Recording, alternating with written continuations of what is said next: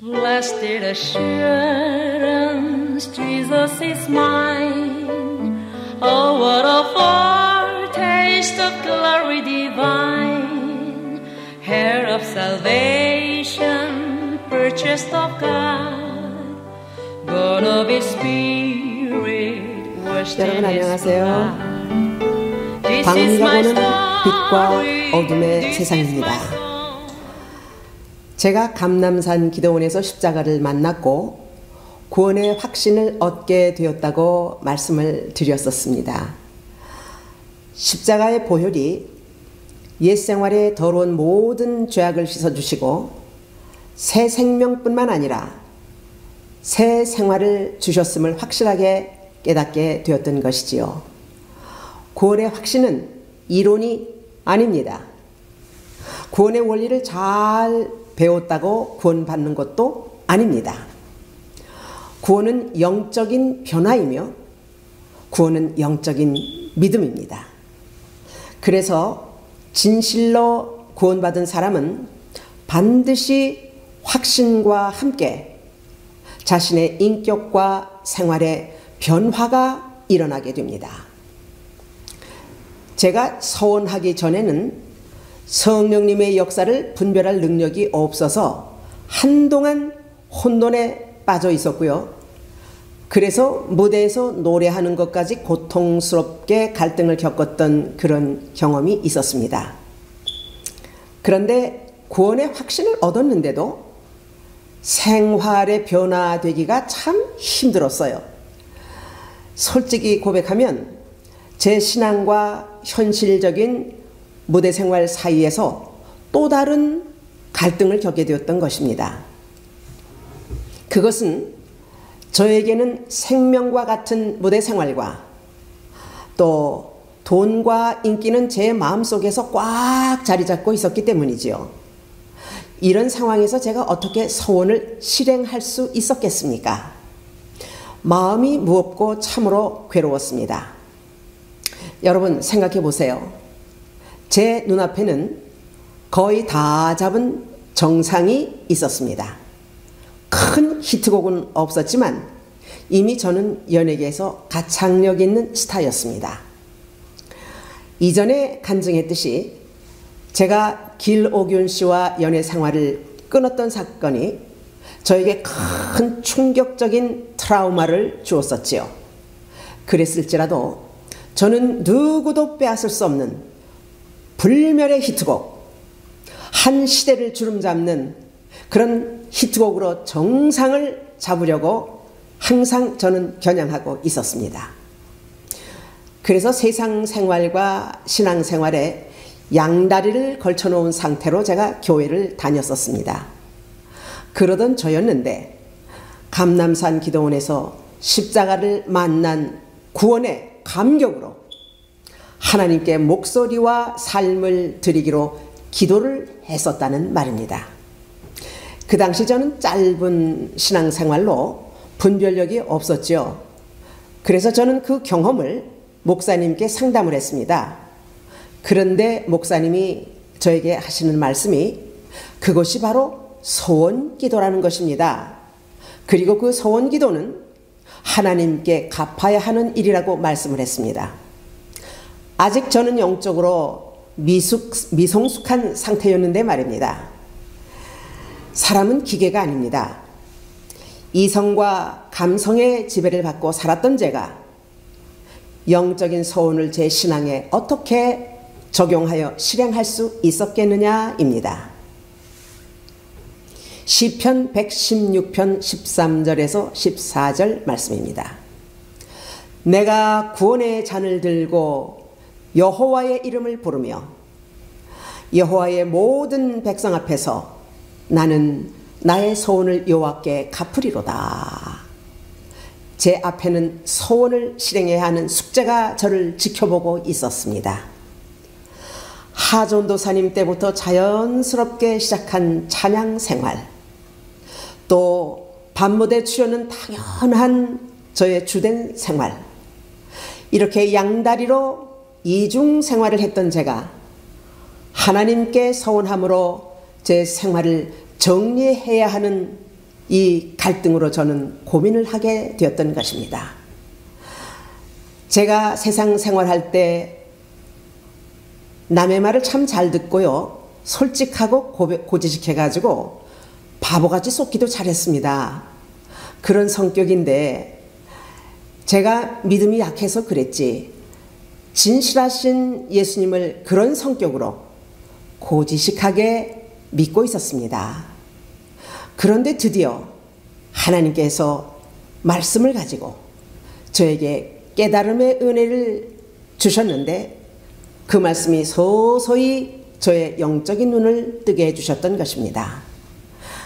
야고보서 3장 10절에서 11절까지 말씀입니다.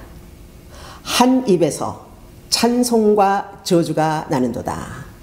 내 형제들아, 이것이 마땅하지 아니하니라. 샘이 한 구멍으로 어찌 단물과 쓴물을 내겠느냐. 이 말씀에는 연예계라는 말이 한마디도 없습니다. 그런데 제가 세상 노래와 찬양하는 이중 생활을 보게 됐던 것입니다. 그러니까 그 속에 하나님의 뜻이 있었음을 깨닫게 되었던 것이죠. 즉 연예계를 떠나야 한다는 강한 명령 앞에 제가 서게 되었다는 말입니다. 여러분 생각해 보십시오. 어떤 사람이 성공의 가도를 달리고 있는데 그 위치를 헌신짝거리듯 가위로 싹둑 잘라버리는 그런 사람이 어디 있겠습니까? 이런 현상은 절대로 불가능합니다. 제가 생명 얻은 감격으로 하나님께 서원을 했는데 분명히 이 현상은 하나님의 강력한 뜻이 있었음을 알았고, 성령의 강권적인 역사로 제가 옛 생활을 정리할 수 있도록 말씀으로 저를 인도하셨던 것입니다. 제 마음을 인도하셨던 내용인즉 지금까지 그렇게 잡으려 했던 탑 정상이 과연 나에게 무엇이며 나에게 어떤 의미인가를 깊이 묵상하게 하셨습니다. 그런데 완전히 다른 세상을 보는 것 같은 놀라운 생각들이 제 마음속에서 일어나고 있었던 것입니다. 제가 그렇게 열망했던 것들이 바로 나의 우상이었고 그것들이 나를 묶고 있음을 보게 되었던 것입니다. 눈에 보이는 무대와 돈, 명예, 인기가 영원한 것이 아니었고 참복을 줄 수 없는 핏 좋은 개살구였습니다. 탑 정상이란 잡은 것 같으나 멀리 가버리는 신기루 같은 것이며 생명 없는 허상임을 깨닫게 되었습니다. 제가 춤추고 노래하며 행복해했던 무대가 저에게 참 기쁨이 될 수 없었고, 노래만 부르면 들어오는 돈, 그것이 참 소망이 아니라는 것을 깨닫게 되었습니다.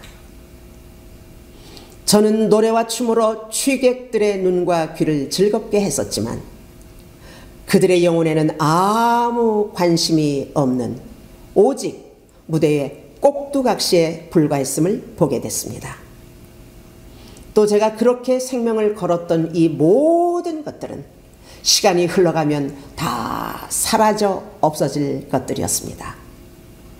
생명 같았던 제 생활을 이렇게까지 보게 하신 것은 바로 죄악된 저의 옛 생활의 껍질을 벗겨주시는 성령의 역사였고, 이 묵상은 제 삶을 바꿔놓는 천국이 열리는 제 신앙의 대개혁이었습니다. 우리 주변의 불신자들은 우리의 전도의 대상입니다.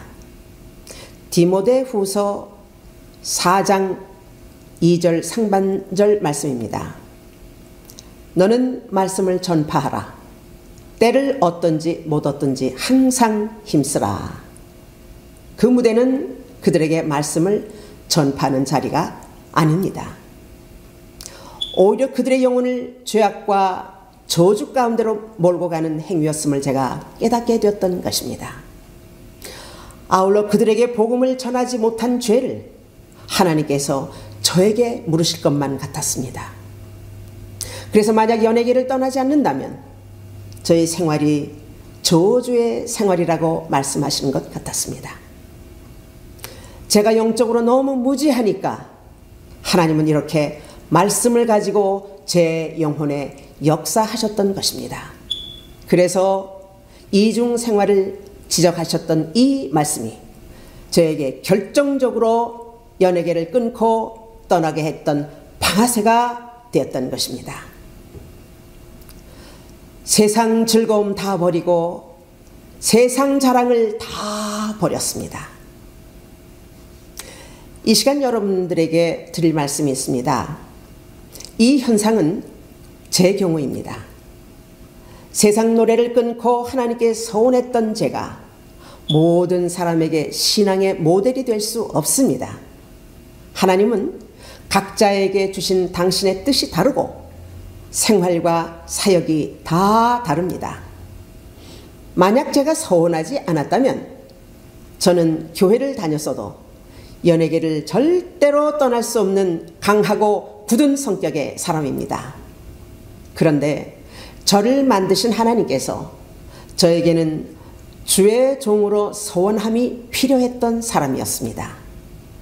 그래서 성령께서 저에게 강권적으로 연예계를 떠나도록 그렇게 역사하셨고 주의 종으로 만들어 가셨던 것입니다. 그리고 저는 그때부터 지금까지 주님의 교회만을 위해서 살아왔으며 지금은 하나님의 선교 확장을 위해서 우리 부부가 함께 일하고 있습니다. 또한 여러분이 지금 저를 이렇게 보시고 계시지 않습니까? 저희 부부의 삶은 성령님께서 이렇게 잡고 계시며 오늘도 우리를 이렇게 인도해 주십니다. 할렐루야! 이 모든 사연은 제가 하나님께 받은 특별한 은혜였음을 증거합니다. 다음 시간에는요, 연애 생활을 정리하면서 제가 미친 사람 소리를 들었던 그 사연들을 말씀드리도록 하겠습니다. To be continued. 다음 시간을 기대해 주십시오. 이 영상은 Living Water Mission of New Light에서 제공합니다. 여러분 선교에 동참하시는 마음으로 구독과 좋아요를 눌러주십시오. 저희 선교에 큰 힘이 될 것이며 우리 모두 함께 하나님께 영광이 될 줄로 믿습니다. 대단히 감사합니다. 여러분 안녕히 계십시오.